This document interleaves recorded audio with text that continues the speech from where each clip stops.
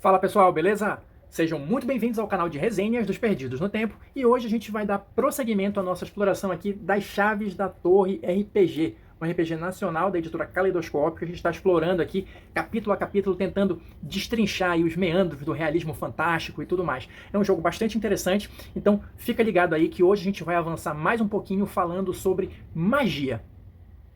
Quem tá ligado no movimento, que já tá inscrito aqui no canal e tá acompanhando a série, deve lembrar que eu comentei, acho que num dos primeiros vídeos, um pouquinho sobre o tal do realismo mágico, alguma coisa nesse sentido, né? Que seria aquele tipo de magia que ela não precisa necessariamente ser explicada, esmiuçada, né, nas suas regras, nos seus detalhes, e talvez ela seja algo mais sensorial do que outra coisa.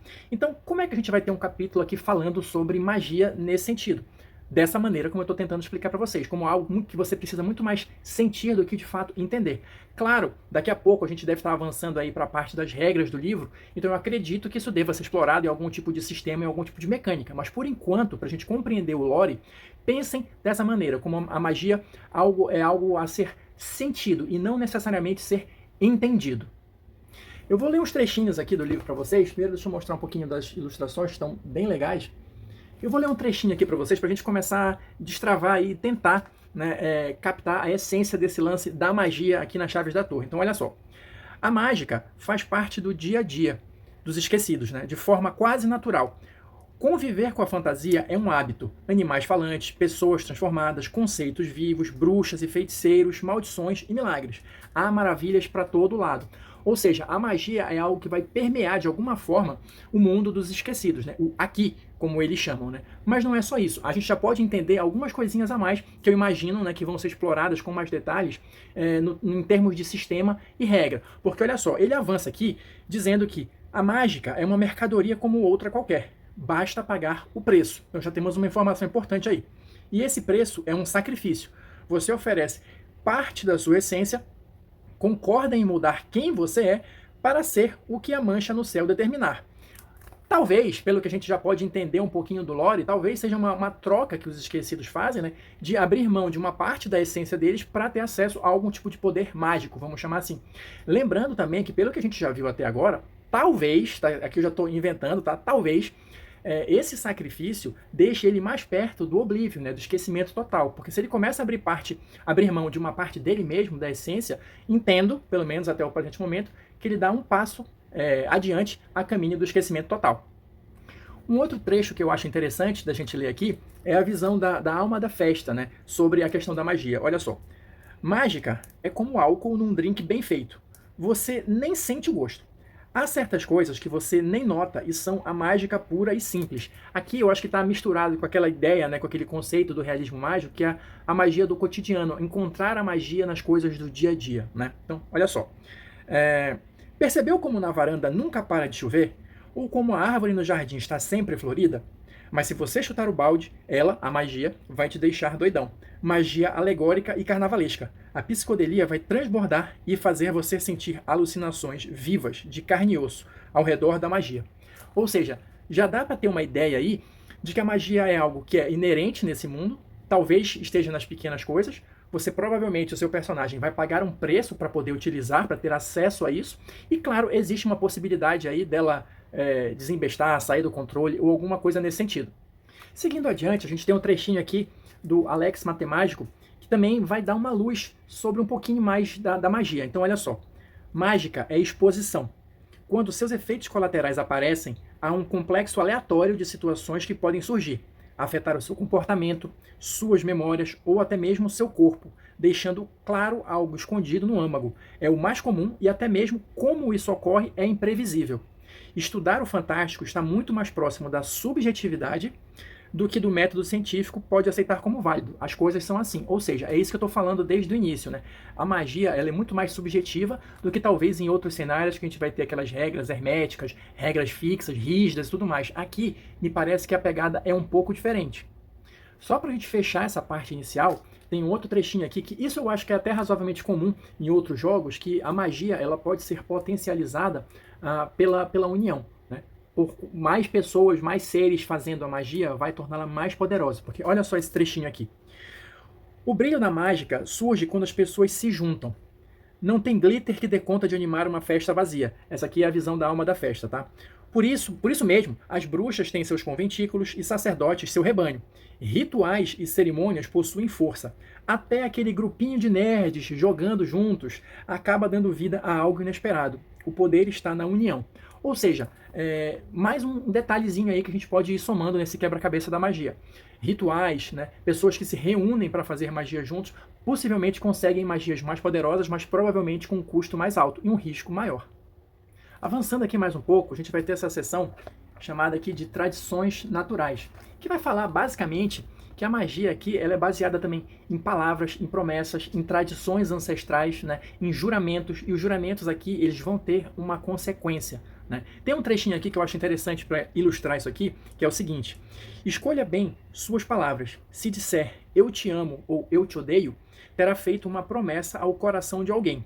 Juramentos solenes não devem ser feitos da boca para fora.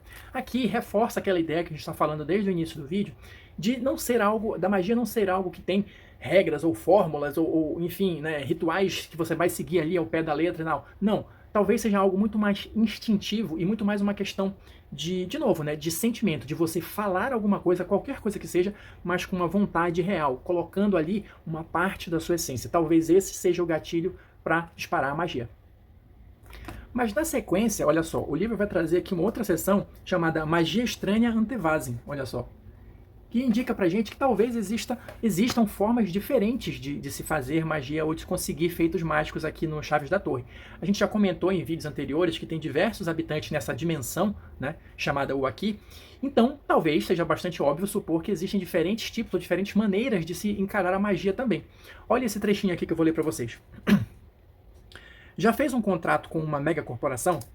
Páginas e mais páginas de cláusulas incompreensíveis e prolixas, das quais somente um burocrata seria capaz de extrair todas as armadilhas e, ainda assim, com dificuldade. Os limítrofes, a gente comentou já um pouquinho sobre eles em vídeos anteriores, fazem contratos assim. E, mais do que trâmites e papeladas desmedida, há um traço de anomalia que causa uma confusão mágica, criando efeitos a partir da vontade das partes. Cada letra conta.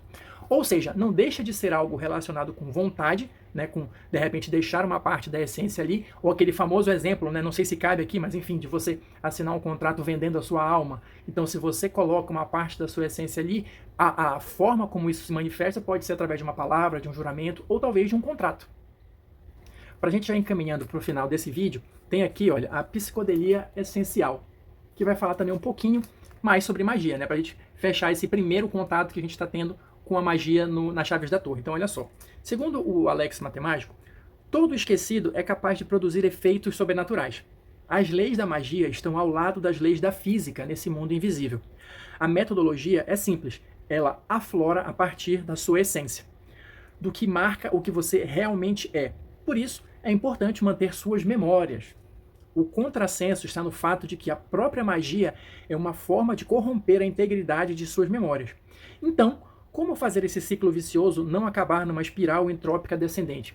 Ou seja, aqui eu acho que meio que fecha aquela questão que a gente comentou no início. Para que você faça a magia e parece que isso é algo inerente a todo mundo que habita a dimensão do Aqui, você vai precisar fazer uma troca, você vai pagar o preço que está relacionado com as suas memórias, o que vai reforçar aquela ideia de que talvez quanto mais magia você fizer, mais próximo do oblívio, do esquecimento total você vai ficar, já que você vai ter que pagar esse preço pela magia. Mas tem um último detalhe aqui, dito pelo Grimalkin, o gato mestre. Olha só. Pesadelos também possuem seus truques de feitiçaria. Eles são como os seus, mas no lugar de corromperem a si mesmos, a condição costuma corromper seus arredores. Aqui um outro detalhe diferente. Então, se os esquecidos fazem magia, o preço que eles vão pagar é gastar a própria essência e de repente se aproximar mais do esquecimento, segundo o nosso entendimento até agora. Já os pesadelos, que são criaturas, salvo engano, que já nascem aí nessa outra dimensão, a magia deles tem o efeito de corromper o que está em volta, porque eles próprios já são corrompidos. Mas eu tenho quase certeza que a gente vai explorar isso com mais detalhes futuramente no capítulo de regras. E aqui, para a gente fechar, como já é de praxe, né, no finalzinho da sessão você vai ter aqui uma pergunta, né? O que há de maravilhoso no seu dia a dia? Que vai dar alguns exemplos para ajudar a gente a compreender o que foi discutido no capítulo. Então, eu vou selecionar dois aqui para a gente ler. Olha só, primeiro. O telescópio no mirante do alto da colina revela toda noite uma profecia. O céu estrelado apresenta uma constelação inovadora, um símbolo profetizando sobre seu futuro. Basta saber interpretá-lo, mas a maioria vai só para se divertir com os corpos celestes. A magia no dia a dia. E tem um outro exemplo que fica mais claro ainda isso aí. Olha só. A esquina onde o seu João vende churrasquinho sempre está lotada de clientes, espalhando um cheiro de comida típico de seu tempero secreto. Mesmo quando ele não está lá, o cheiro permanece, como se a churrasqueira estivesse a todo vapor. Aquele cheiro já é próprio daquela esquina. Ou seja, eu acho que o essencial dessa história toda é a gente ter essa visão da magia no dia a dia, da magia nas pequenas coisas, né? E da magia que está intimamente ligada com a essência de quem produziu aquele efeito mágico. Então é isso, pessoal. Por hoje é só. Eu vou ficando por aqui. Espero que vocês tenham curtido, né? Estejam curtindo a nossa exploração aí das chaves da torre.